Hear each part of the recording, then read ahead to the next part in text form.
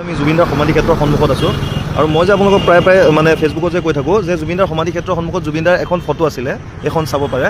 তাৰ ওপৰত ৰজা হিমন্ত বিশ্ব শৰ্মাৰ ফটো মাৰি থৈছে। এয়াই জুবিন গাৰ্গক ভাল পায় তেখেতে।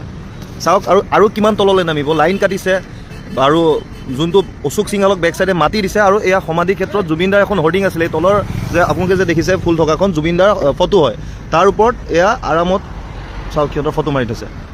কিমান দিনলৈ আৰু ধৈৰ্য ধৰিব, কি কৰিব কি নকৰিব। আজিলৈকে বাউণ্ডেৰী এটা ৱালৰ কাম নহ'ল।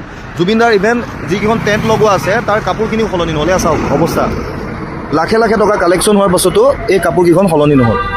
আজি অৱস্থা চাওক। চবতকৈ দুখৰ কথা, জুবিনদাৰ পত্নী গৰিমা বৈ আহি পেলাই ইয়াত চাফা কৰিব লগা হৈছে। ইয়াতকৈ ডাঙৰ কথা একোৱেই নাই। ধিক্কাৰ কৰিবলৈ চেষ্টা কৰি আছে বিজেপিয়ে। এতিয়া আজি দেখিলোঁ ৰাস্তাত গোটেই বিজেপিৰ ফ্লেগ।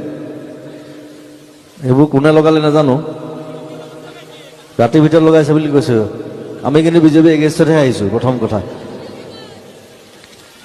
যাওঁতে মই চব খুলি লৈ গুচি যাম। সেইটো সাধাৰণ কথা মোৰ কাৰণে।